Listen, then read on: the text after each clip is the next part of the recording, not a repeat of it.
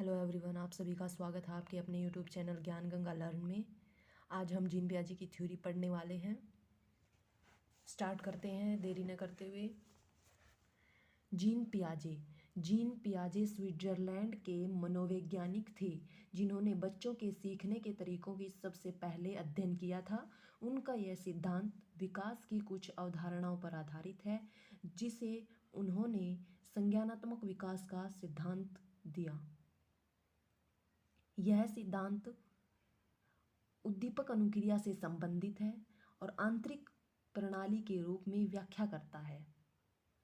Gene पियाजे के सिद्धांत को संज्ञानात्मक विकास का सिद्धांत, मानसिक विकास का सिद्धांत, निर्माण व खोज का सिद्धांत भी कहा जाता है। संज्ञानात्मक विकास का सिद्धांत कुछ अवधारणाओं पर आधारित है।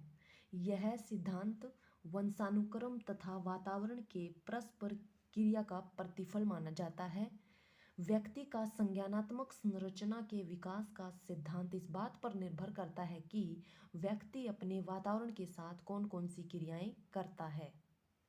संज्ञानात्मक विकास व्यक्ति और उसके वातावरण के अर्थ को सार्थक करते हुए अपेक्षाकृत उच्च समतुल्यता की ओर प्रवृत्त होता है। जीन पियाजे के संरचनात्मक विकास की अवस्थाएं इस प्रकार हैं। सबसे पहली अवस्था है जीन पियाजे की संवेदी प्रेरक अवस्था। इसको इंद्रिय जनित गामक अवस्था भी कहते हैं। इंग्लिश में इसको सेंसरी मोटर स्टेज बोलते हैं। और इसकी आयु होती है, इस अवस्था की आयु 0 से 2 वर्ष तक मानी गई है। और इस अवस्था की विशेषताएं क्या होती हैं? इस अवस्था में शिशु संवेदी अनुभवों का शारीरिक क्रियाओं के साथ समन्वय करते हुए संसार का अन्वेषण करता है। कहने का मतलब ये है कि इस अवस्था में जो शिशु होता है, जो 0 से 2 वर्ष का बच्चा होता है, वो अपने संवेदी अनुभवों को शारीरिक क्रियाओं के साथ समन्वय करता है, मीन्स तालमेल करता है और संसार का अनुसरण करता है। संसार का अनुसरण करते हुए वह सीखता है। जीन पियाजे की दूसरी अवस्था। जीन पियाजे की दूसरी अवस्था का नाम है पूर्व संक्रियात्मक अवस्था। इंग्लिश में इसको बोलते हैं परी ऑपरेशनल स्टेज। और इसकी आयु होती है 2 से 7 वर्ष। और इस अवस्था की विशेषता होती है, इस अवस्था में बच्चा वस्तु स्थापना के बारे में जानता है, परंतु उसके अंदर मौजूद गुणों को ग्रहण नहीं कर पाता। वह अपने शब्दों और विचारों में संकेतों का प्रयोग करता है। जैसे 2 से 7 वर्ष का बच्चा होता है, 3 वर्ष का बच्चा होता है, वो क्या करता है?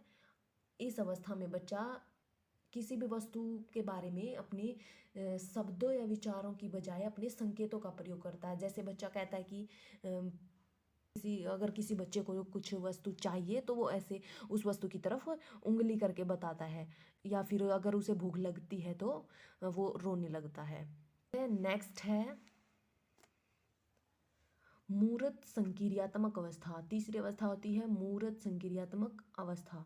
इसको अनौपचारिक संक्रियात्मक अवस्था भी बोलते हैं और इसका दूसरा नाम है स्थूल संक्रिया। स्थूल संक्रिया, इसको स्थूल संक्रियात्मक अवस्था भी बोल सकते हैं और इंग्लिश में होते हैं कॉन्क्रीट ऑपरेशनल स्टेज। इसकी आयु होती है 7 से 11 वर्ष। और इस अवस्था की विशेषता होती है, इस अवस्था में बच्चा मूर्त चीज़ों के बारे में अपने विचार प्रकट करने शुरू कर देता है। जैसे बच्चे ने अगर कोई वस्तु देखी है तो उस वस्तु को देखकर अपने विचार प्रकट करने लगता है। ठीक है। वस्तु समूहों में बांटना, मानसिक क्रियाओं के माध्यम से उनमें मौजूद गुणों को अपने अंदर ग्रहण कर लेता है। जैसे बच्चा किसी भी वस्तु को समूहों में बांट सकता है।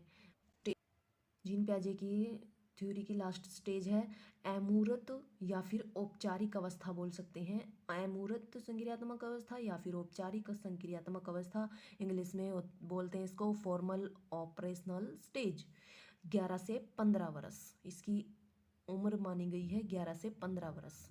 और इस अवस्था में किशोर अपने विचारों को अमूर्त घटनाओं या वस्तुओं के प्रति प्रकट करता है।